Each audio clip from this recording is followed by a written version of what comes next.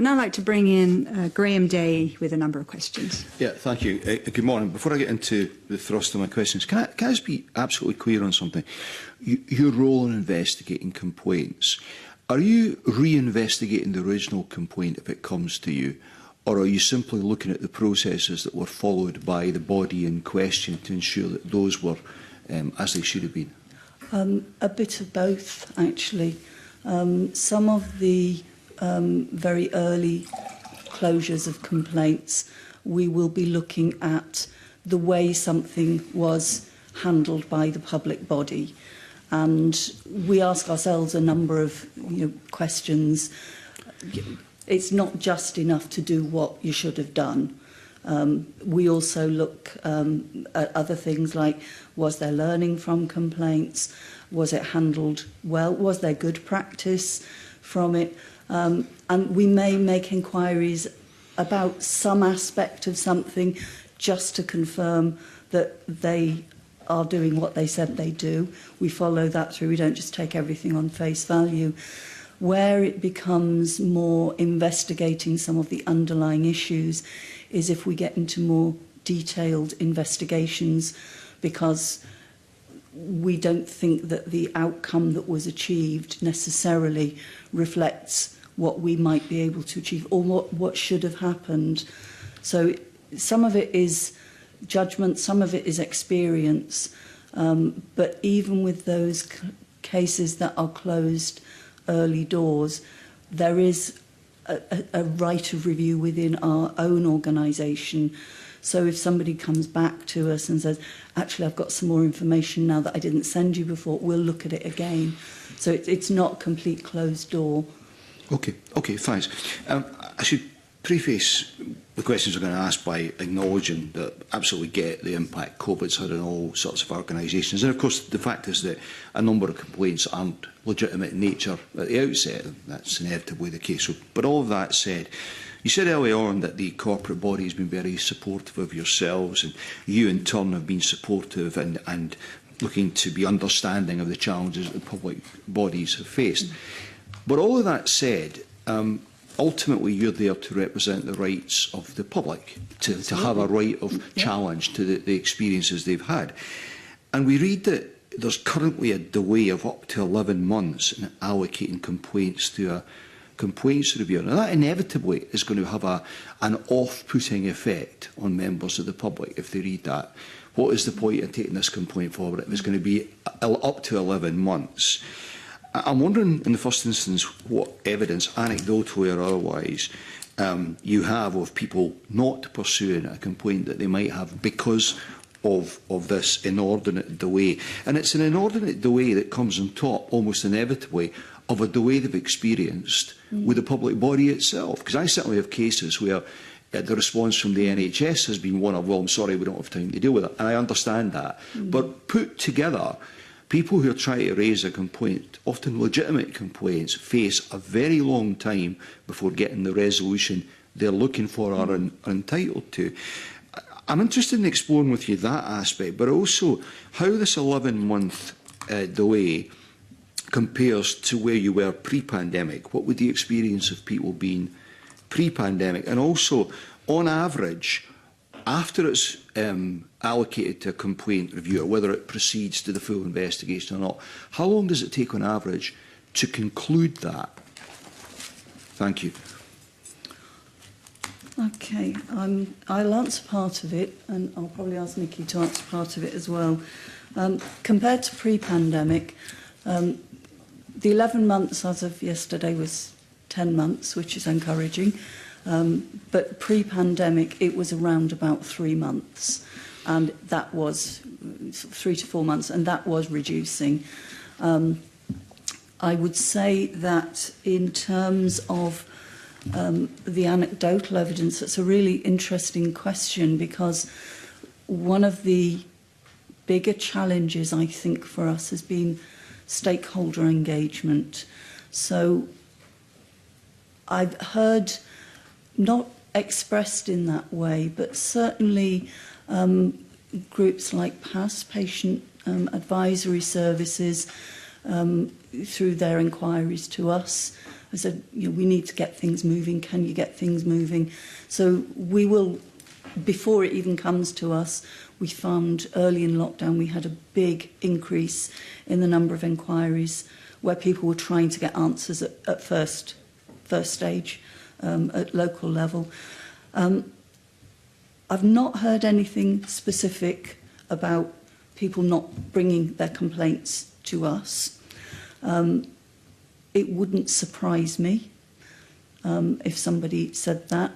I think we've tended to be more the opposite. We've said to people, when other MSPs write to us or other advocacy services, Citizens Advice, we are saying, please signpost people to us, because the urgent things will get picked up and looked at. I say I'm not happy that has been the position. But in terms of how they're progressing, I'm going to ask Nikki if she'd like to have a look at this bit, just to give my voice a bit of a rest. Thank you.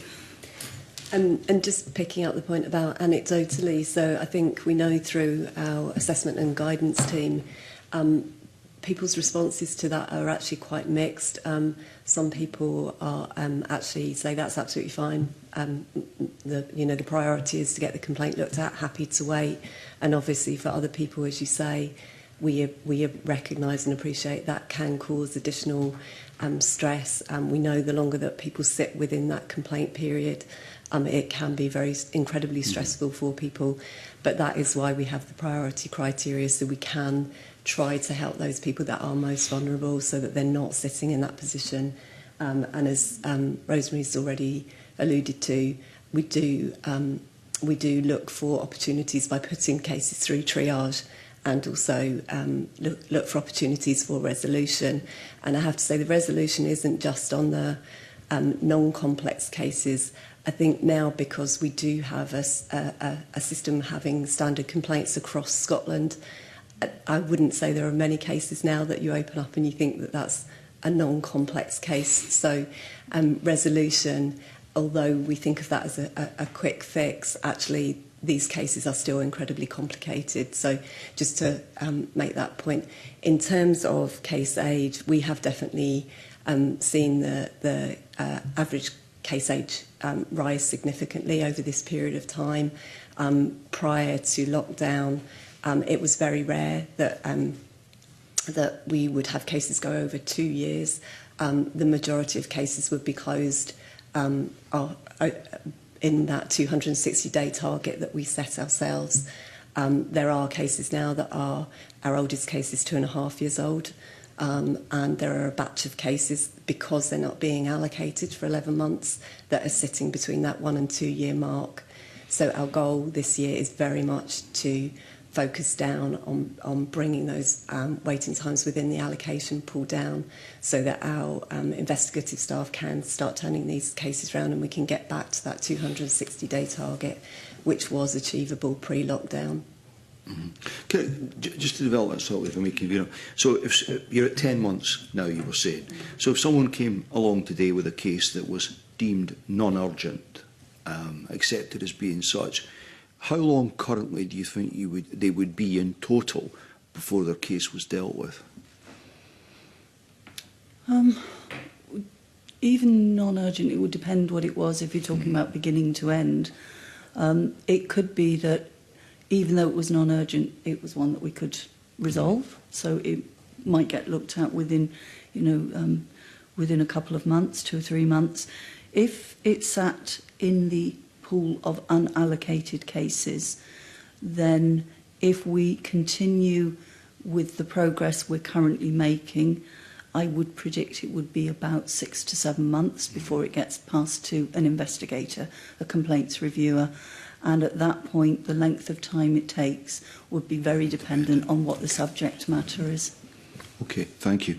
Okay, can we look at some specific public bodies then? Local authorities, for example, because we are, of course, the Local Government Committee. I'm interested to explore with you briefly the kind of volumes and the nature of local authority complaints. Are they changing in any way? Are you seeing any variances from the pandemic? And are your dealings with local authorities fairly consistent? You were talking there about your ability to go on and resolve things with a telephone call sometimes. Or are there some local authorities that are far better at that kind of engagement with yourselves than others? I think it's difficult to say there are local authorities who are poor at engagement with us. Different organisations have different challenges at different times, and even within a local authority, you can have a superb relationship with the complaints department and find that it's very difficult with another department. So I don't think there is a uniform. I don't detect that we have specifically difficult relationships with them as organisations or as people. Where I think some of the difficulty has come has been the actual, their allocation of resources, our allocation of resources, actually trying to get complaints progressed. I don't detect from the cases I've seen any reluctance or change in wanting to resolve things. If anything, I would say our own development of a resolution is something that particularly the local authority network, we meet with the chairs of the complaint handlers from different sectors, and Andrew's team are in contact with the network of complaint handlers for local authorities. I think where there's probably been the most misgiving is in relation to we've just republished within the model complaints handling some revised performance indicators. We've been clear all the way through that it may not be at the top of everybody's list, but actually complaints are really important. In terms of the subject matters, Nikki may be able to pick up on this, but I haven't detected anything significantly different, with the exception of some areas that are getting more complex, I think are in relation to social care and the interaction between health and social care. So where you've got local authority, NHS board and health and social care partnerships. Subject matter, I'm not sure that there has been that much of a change. It's more about the speed with which things are going through, I'd say, at the moment. I don't know if either of you wanted to add anything to that. I was just going to add about the engagement side. So my team, actually we're doing it this week, we meet with specifically local authority complaint handlers, and there's a real positive relationship there. Although they are stressed and they are stretched, we've continued to encourage them to signpost to us, as Rosemary said. But again, we've taken on feedback from them through the pandemic to say, okay, we realise that things are maybe a little bit difficult. How can we help you to make things better for people that are coming to complain? And that's why we've refreshed those performance indicators, is to make them really focus on getting through them in a timely fashion. So my team certainly support them with that, and we point them towards good practice, or have you tried this? And the resolution work that Rosemary spoke about, we delivered a session so that we're all using the same language, so that members of the public know that the language they'll get from local authorities will be exactly the same as they get when they come to us. So I guess the most exercised and agitated of complainants who come to you will often hold a view that there's something wrong with the system, where the body they've complained against continues to investigate itself up to that point at various levels of escalation. But from what you said earlier, Commissioner, you feel that the system is actually improving in terms of its performance. I think complaints handling is, and it's an interesting. The organisation that I am complaining about is investigating itself. When model complaints handling first came in, there's the idea of the very early stages, try and resolve it quickly, which I'd say has not been happening because of lockdown. Often the thing being complained about is something that you can just fix. And so it makes sense that it is the person, look, I'm not happy with what you've done, yeah. Can you fix it? Now, in terms of the investigation, a more detailed investigation, while it's the same organisation, there are a number of underlying aims with this. Obviously, the complainer, it's about trying to get a complaint looked at. And I know we've focused on our relationship with the public bodies, but that is not in favour of complainers. If we can get them to deliver it better, it is for complainers' benefit. Now, it's not necessarily the same person who's delivered a service that would investigate it. It might be the same area of service. But fundamental to this is learning and improvement. And the best learning and improvement happens at the local level, where you look at it for yourself, you make changes yourself. The quickest redress comes at the local level. And that is good practice, and that is to complainers' benefit as well. I would say the other thing is that what it gives complainers is a right to a third route, if you like, by coming to us if they remain dissatisfied. And I think the fact that we only see such a small number is an indication that generally it works well. Now, having said that, we do have the powers to look at complaint handling as well. And if you look at a couple of the public reports last year, they were specifically about complaint handling. So we will pick up on complaint handling, whether we identify it during an investigation or identify it through another route. I can understand why people might feel, oh, isn't this, turkeys voting for Christmas type thing? But I would say that the strength of the oversight function mitigates against that. The other thing with model complaints handling as well is that the standards and the processes are not just about how to investigate complaints. It's also about governance and the corporate responsibility for monitoring complaints, ensuring that there's learning from complaints, and monitoring complaint numbers. So we would expect boards or councils to actually have sight of that type of information as well. And I think as a complete package, it works. The fact that other ombudsmen around the UK, other jurisdictions, have now followed suit in that, I think highlights that ultimately it's trying to get the best outcome for the complainer at the soonest point, and ideally about learning from that so it doesn't happen to somebody else. Okay, thank you. I've got one final question, Convener, if I may, which is around your interaction with the Scottish Housing Regulator. You also have a memorandum of understanding. So how in practice do you share any insights into complaints about social landlords with the regulator? How does that work? I would say part of it is through our housing network, which I'll ask Andrew to comment on in a minute. We don't get a huge number of housing complaints in comparison to all our complaints. But what we do with all our complaints is we monitor our own intelligence from them, if you like. And if we found that there was any form of trend or any significant issue, then we would be likely to share that with the housing regulator or any other regulator. Obviously, it has to be at an anonymised level in terms of the actual information. But this, I think, is about us looking for themes and trends.